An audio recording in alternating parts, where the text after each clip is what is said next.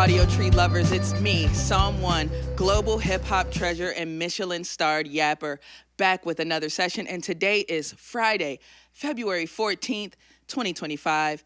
Just want y'all to know that Valentine's Day is a scam for big chocolate. Don't be fooled. Y'all know how it goes on YouTube. We love all our subscribers, but we could always use a few more. More subs means more great bands gracing our studio, so go on and press that little button and then follow Audiotree on platforms like Spotify so we can keep this train moving. All right? Bet. And we are overjoyed today to have the earworm crafting, wave making, singer, songwriter, producer, meija in studio, straight out of Los Angeles. His incredibly poignant, potent, and introspective tunes break through masterful production while exploring themes of memory, loss, and wicked self-reinvention. We are absolutely feeling the love here today, so please welcome, ladies, and gentlemen, meija.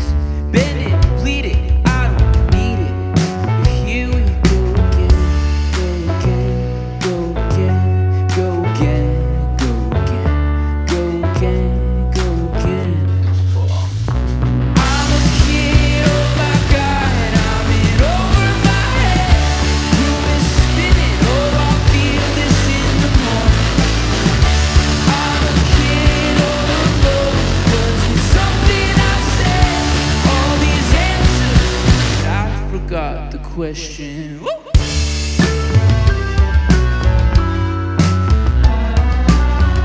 I'm digging in, I took a swing.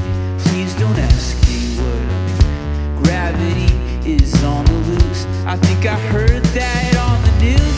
Bend it, tweak it, I don't need it. Yeah, it's a million pieces. Bend it, bleed it, I don't need it. But here we go again, go again, go again.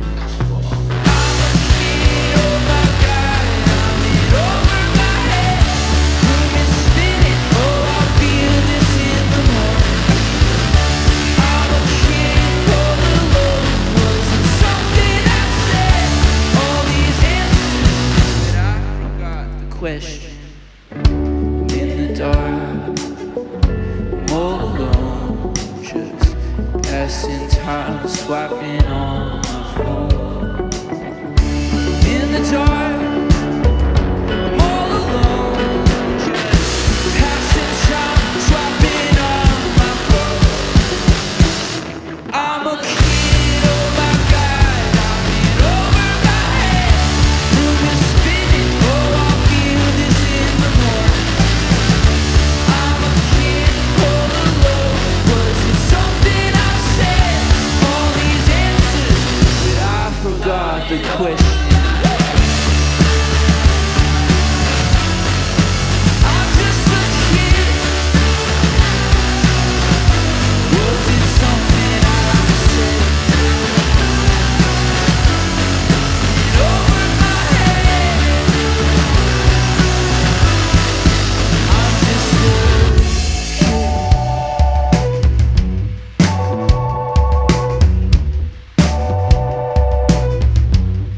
Yeah, I'm just a kid.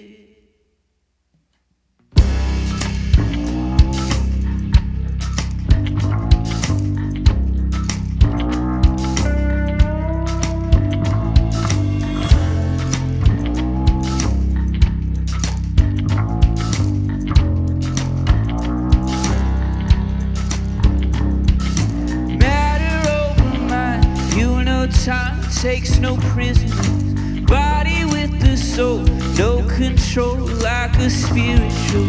Try to let it go, put it off, try again. But that's the way it goes, on and on till you get what you want.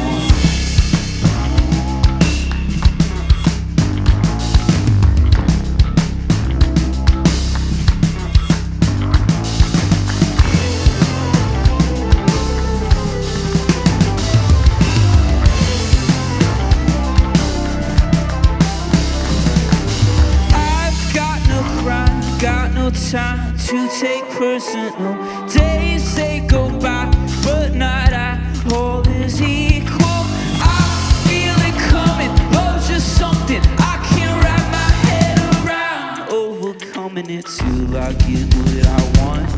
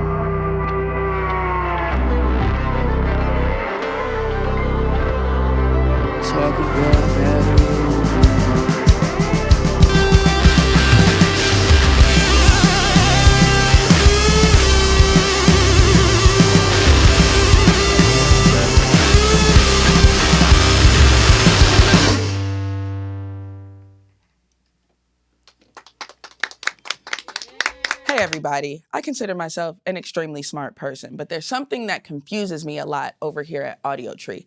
88% of our viewership is not subscribed to the channel, and that's like crazy to me. So I need a favor from you. If you watch the videos and you love the videos and you're not subscribed, please, it's a free and simple way to support the channel. Just hit that subscribe button. And when you do that, we promise you that we will continue to build this channel out, bring you the best bands, listen to your feedback, honestly, bring the bands that you want to see more here at Audiotree. So make sure you sub up and we can continue to make this the best music channel on YouTube. We are here with Jamie and Dan, better known as Meija. How y'all doing today? We're doing well. Thanks for having us. Thanks for coming. That bass line for Matter Over Mind gets me every time. Are y'all playing that on the current tour? Yeah, it's the second song. Nice. Yeah. And you're out with Phantogram, correct? Yeah, we've done now, I think, 5 or 6 shows now. It's been a really great run so far. Crowds have been good? Crowds have been amazing. You know, you never know as an opener how people are going to receive it, but Phantogram's fans have been just like big music lovers, so they've been excited to see new music. Nice. Any surprise fave cities? You know, I mean, it's all been great. I mean, Boston was really great. We're really excited to be in Chicago tonight. The venue is really beautiful. It's our first time there. So, I mean, like, honestly, we've been pleasantly surprised. Every city, everyone's been really gracious to us. Like, it's been a little cold, with especially for an LA boy here, but everyone's been really warming us up. Nice. Dan, how has it been recreating these jams in a live setting? Oh, it's been such a blast. I mean, Jamie makes such fun parts to like play to. So I had a blast like learning it, and then when we got together to like make it more live, it's just I have a blast every night on stage. So it's been great. You can tell. You're not only a drummer, but a driver that can drive in the snow, which is very clutch. Yeah, Minnesota boy, born and raised. Yeah, you gotta. That's just something like kind of learn as a Minnesota person, Oh, like how to you have freaking to, drive. yeah. How did y'all meet? Yeah, I mean, I had a friend who kind of helps like put a lot of bands together, and I was like looking for somebody to kind of help play some shows with me, and he recommended Dan, and we kind of like met the first time he played a show in LA like a year and a half ago for the first time, and like instantly hit it off. I feel like he really kind of got like the different dynamics we were going for. We can play like these big loud parts, but then also kind of get really dynamic too. So that's a big thing for the drums on this project too. It's kind of like goes sort of all over the place. So Dan was up for the challenge, and it makes it feel really great in the live setting.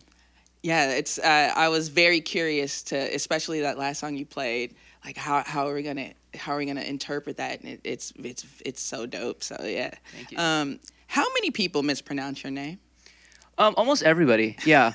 It's kind of a funny running joke. I used to sell shirts that said it's pronounced meija, but just in parentheses. And the joke was people were like, that doesn't help. I'm like, I know. And so I think it's, my last name is Sierota, which is also kind of a hard one to say. So I think I wanted to keep the tradition of having a hard to pronounce name for the band too. Yeah. What's the craziest pronunciation you've heard? Oh man, everything's different. I get a lot of like meija. People will just switch up the letters too, because like Mejia is like a right. Spanish last name. So Yeah. I think people are like, oh, it's Mejia. I'm like, well, Nah. the I's in a different spot. So I think that's something people. But also I get it. It's like made up. I kind of asked for it when I came up with the name. Everyone, it's meija. Don't get it ever wrong again. All right. So today is one of the corniest days of the year, right? Valentine's Day. And even though the folks at home are watching this later on down the line, I'm feeling the spirit. So what did you all get me for Valentine's Day?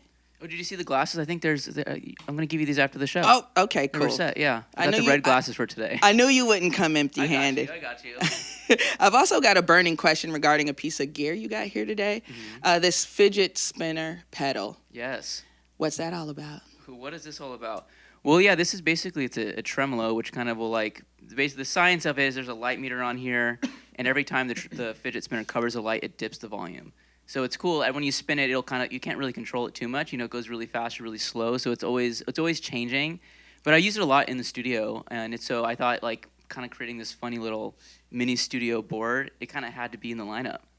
It's the cutest thing I've seen. Thank you. You have a really strong DIY aesthetic. What's something about self-producing that you think folks don't always appreciate? Yeah, I mean, I think like it's cool because you can really take your time to really mess with things. Like I have songs that'll take me years to work on, and because it's just me doing it, I'm self-producing and writing a lot of these songs. It's like I have the time, the luxury to do that. Where I produce for a lot of other artists, and I can't always, we're in there for a day or two. And you can't really do that. So I think the benefit of being a solo artist and producing yourself, you can really, you can spend 2 hours working on a song and then open it back up 6 months later, spend another 2 hours. And so a lot of my project kind of works in that. I sort of like have these open times where I'm feeling inspired and I can kind of like go and jump into it. But also, yeah, I think it's like, also there's a misconception too with the solo project too. It's like, I get a lot of people to come help do it too. Like I do self-produce, but I'm always bringing other musicians because I really appreciate like getting a drummer who's better than I can do, or getting a bass player and bringing people in to kind of help like collaborate, all kind of in like my home studio. Perfect. And we can tell you really take a lot of time and effort with like your visuals and music videos. And there are also some themes swimming throughout a few of them if you're paying attention. Can you share a little about that process and how you went about developing some of these concepts for the screen? Yeah, I mean, I think when there's a little bit more of a concept with this album overall called "There's Always Something," and I think for the visuals, I really want to try and figure out a way to sort of like show that and have all these like circumstances where you end up in a position where you think it's one thing and it becomes something else, and you just sort of have to roll with the punches, which I think is like an experience I've had throughout my life, and I think a lot of people relate to. And so I think, me working with this really amazing director, Radama Rosa, we really kind of crafted this story that is now out in a couple music videos, but actually is part of a bigger short film project, which is going to be coming out soon, which kind of like goes along with the album. It has a bunch of the album tracks on it, but also has like a couple like film score moments too that aren't on the album. Yeah, I was binging your videos a few days ago, and I was just like, man, this is really like movie time almost, We tried our best. They were really hard to make. I mean, you're kind of coming down to the wire for every single one of those videos. I mean, I kind of like shot myself in the foot a bit calling this album and the film There's Always Something, because every time I've had to go do something, it happens. Like there's something goes wrong, and then it's like about to not work out that day, and then we we pull it together. But there's that's life. C'est la vie. I was actually going to ask that. The title suggests resilience and looming frustration. Like what are some of the things you've had to overcome? But deadlines is a big one. Yeah, I mean, deadlines are that too, and I think I've always experienced this too. Whenever I've talked to other people who have this too, where like whenever something really cool happens, like maybe in my career, my life, I feel like there's this other side of the coin where something like really drastic happens too, like whether that's personally or that's flip-flop sometimes, like something really amazing happens and then all of a sudden some project totally falls through and falls apart. So it's like, I think I've sort of struggled and sort of tried to work through this idea of, there's always something, and that's something I say all the time when I'm really frustrated and things are going wrong, but also I try and have a hopeful perspective too, because there is always something new to learn from that experience and something new to do. So I think, life is never like one thing, so I'm trying to hold it all if I can. Nice. And like to that point, gratitude has been really good, at least for me in my personal life. Anytime I get like depressed and stuff like that, you kind of have to remember that other side of it, and sometimes that helps. Totally. I mean, a song we'll play later, Magic, is kind of all about that. It's a song. It's a sort of like a thing to myself of like, remember that there's beauty in everything if you look for it. Like things could be going terribly wrong, and they do. But there's always something to find if you try, and sometimes it's harder than. And I tell myself all the time, and it's easier to say than do. But Sure. It's kind of that song Magic is kind of all about like trying to encourage yourself to do that. Nice. Well, let's get back into the music.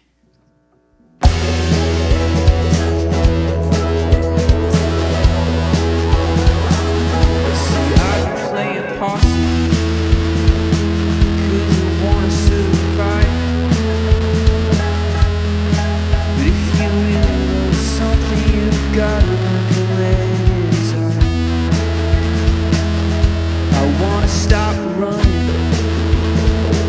wanna leave myself dry. Wanna pack up and take my whole body to the scene of the crime. I've been pulling the string, back the sling. I keep pulling it off, but I'm tired of the same old thing. Oh, 'cause it's always something. Don't wanna burn my bridges. I've gotta let go and see what comes out of that. Don't wanna brace for nothing.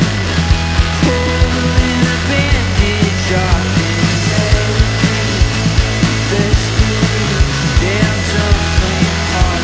I'm gonna let myself feel everything. Gonna let it blossom. Gonna let it cut deep. Fuck your heart on your sleeve. Gonna really feel something, stop pretending that It's just me. See, I wanna feel better. I really wanna try. But I'm scared of the things that I buried under my shoulders. Oh, 'cause it's always something. Don't wanna burn my bridges higher. I've gotta let go and see what comes out of that. Don't wanna brace for nothing. Pulling a bandage off and let it bleed. Best believe that I'm done playing Possum.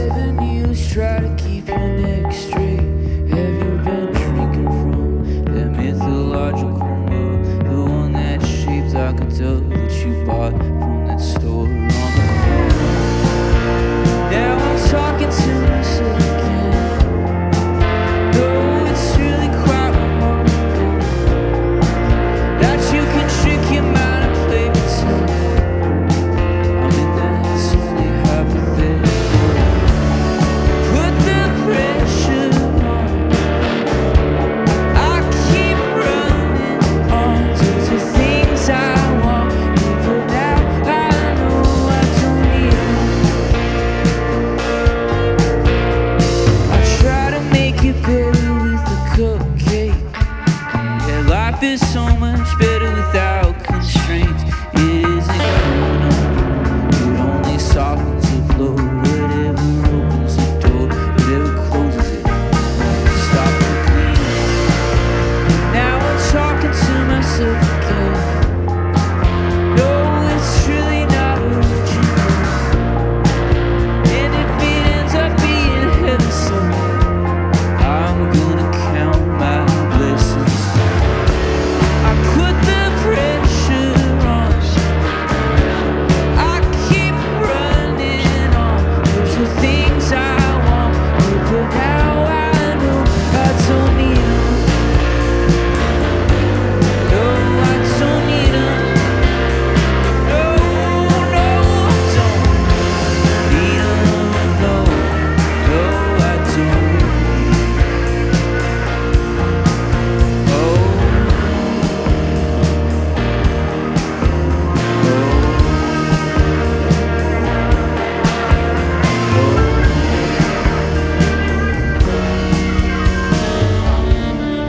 Put the pressure on, I keep running on towards the things I want, but now I know I don't need them.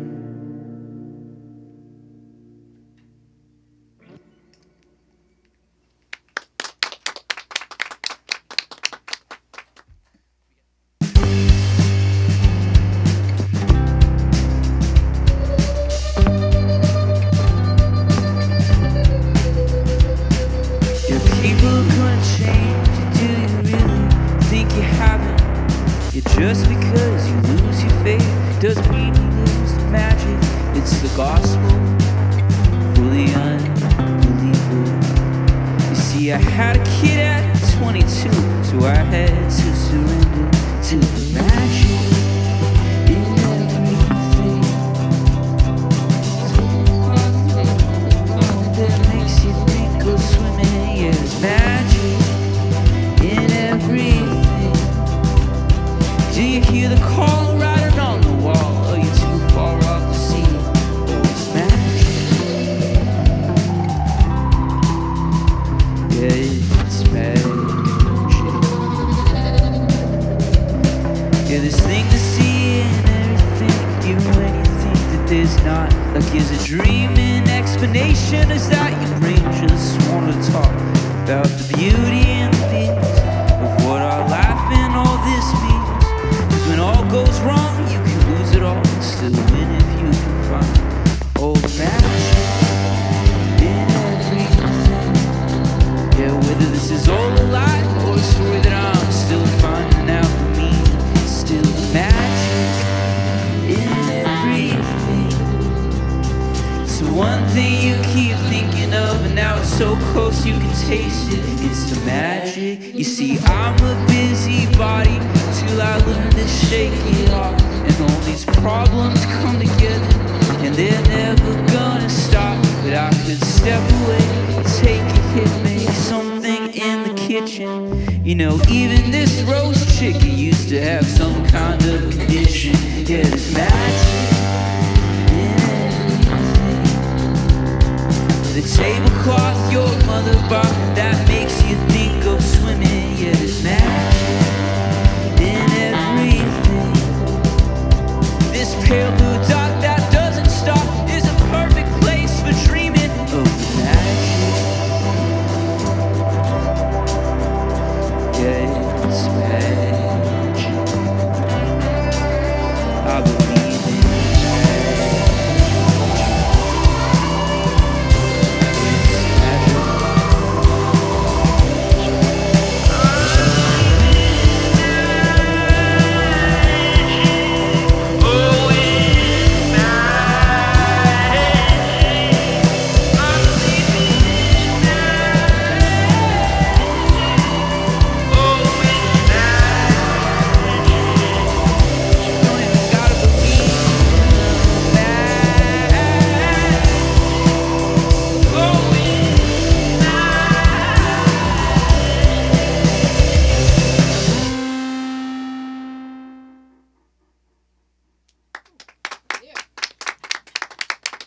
Yes, we just heard Magic, a sweet little ditty by none other than Meija.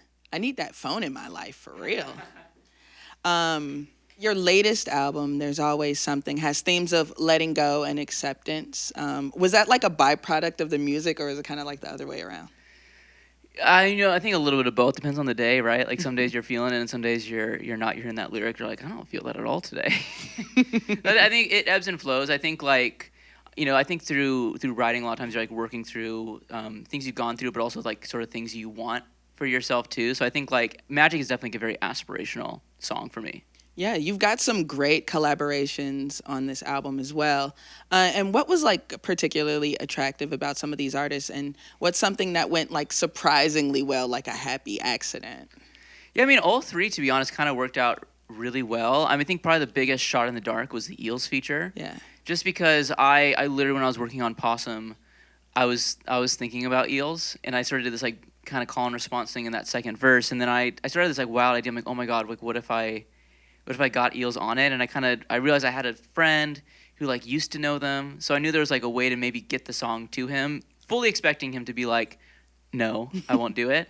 But I'm like, let's do it. I sent it to my friend, he was into it, and he sent it to E, who's the main guy in Eels, and he really connected with the song, and I hopped on a call with him like the next day, and he's like, you tell me what to do, and he sent me the vocals the next day. So it worked out like super, super easy, and it was like a really big thing. And then he's in the video for Possum too. So he's like, I don't know, I really went with really low expectations of like what, when you go ask like a hero if you want to do something, that's like a risky thing to do. And then he hopped on the song, and then he came and did the video. So I'm like, it's kind of still, I pinch myself like thinking about that. And when I hear, I'm like, it's crazy that I got him on the song And the video, which is sometimes that's really difficult to get them on the video as well. So, he was super gracious. I was really grateful that he decided to he was into the song, and he was into the video idea too, so he thought it'd be fun to do.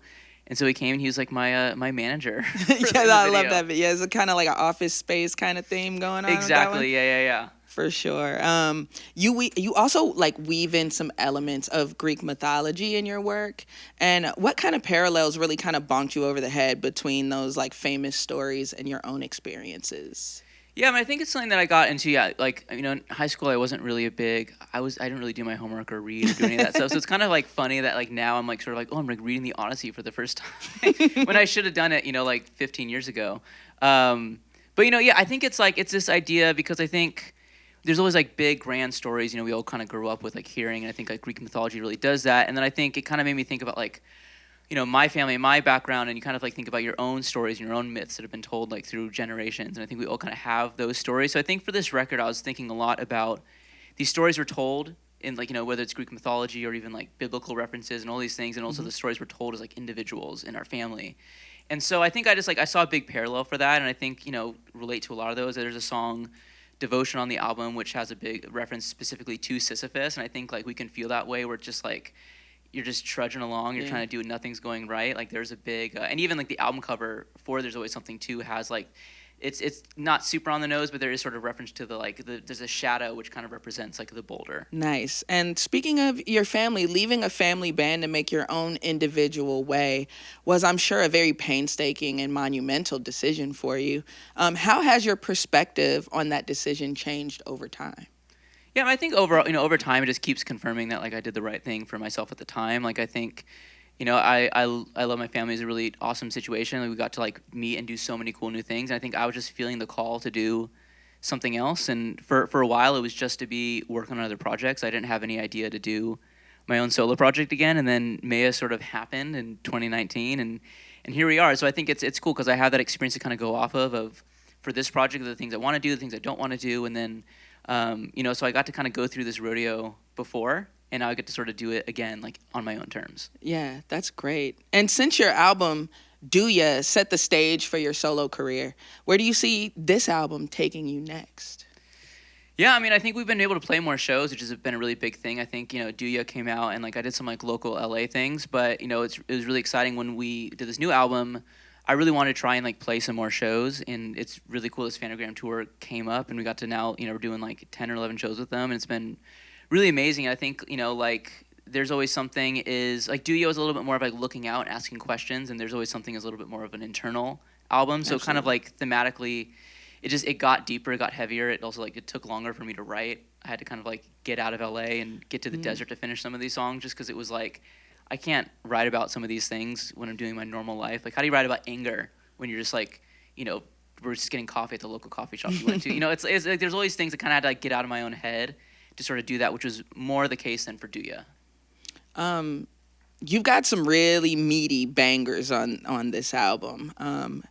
And you just said some of the songs were a little bit more difficult to write, but what song kind of just came out of you, like was very easy to write? Yeah, I mean, actually funny in a way, I think Magic actually was one of the songs that actually came the easiest. I think like when I was first, I mean, historically I'm kind of like sit with a guitar and write a song. I don't really start with lyrics, but Magic was actually a song that I was just sort of like, I don't know, I was like sitting around just like writing all those little stanzas like in my notes app and just sort of like thinking about magic and sort of spirituality and sort of like trying to find beauty in whatever you can. And so that song actually was just kind of, I was just like writing all these little notes in my phone, and then eventually like I kind of threw a beat down to it, and sort of like I think the song also kind of has that feel where it's like it's not spoken word, but it's like kind of bridging this gap between like this sort of singing, talking, which like idols like Paul Simon do a lot, like some David Byrne, like that's kind of who I was looking to when I was doing my version of that. And so that song actually like flowed super easy. And then the collaboration too, because I was working on a record for Johnny for his project. We kind of had a break in the studio. I played him some new music and he really liked that. And we talked about collaborating on something. Mm-hmm. And so also that like we were talking about like what Magic was to him. And then all of a sudden a verse kind of came out. So like that was like definitely the most like flawless and easy of the whole record. Nice. Well, let's get back into it. Thank you so much for those great answers. It gave me a lot of insight into this like great album. So thank you very much. Thank you so much. We're so glad to be here. Yeah.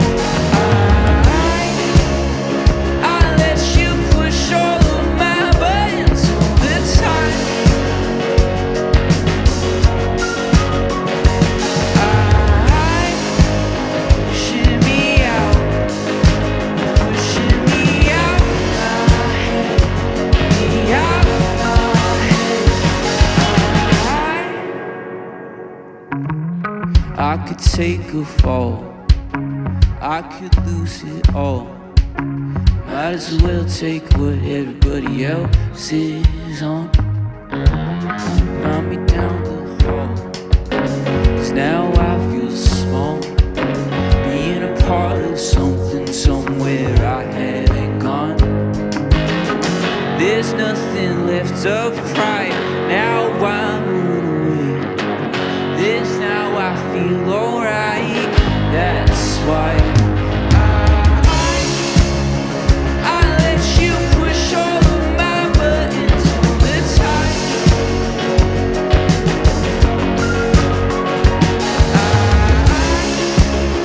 And you could push me off the edge you like.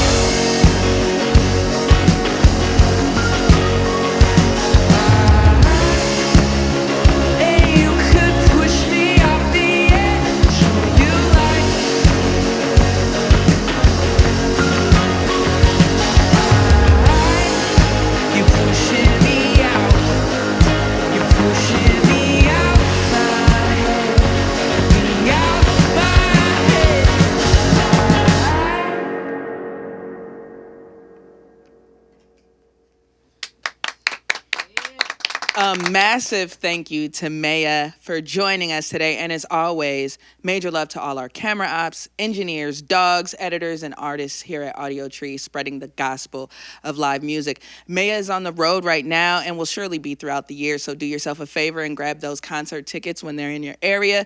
Get into his tight catalog, including the stellar There's Always Something out right now.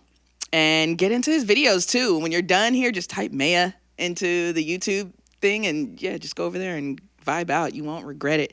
And like I always say, babes, likes are good, but subscribing to Audiotree means you get these videos at the top of your feed as soon as they drop.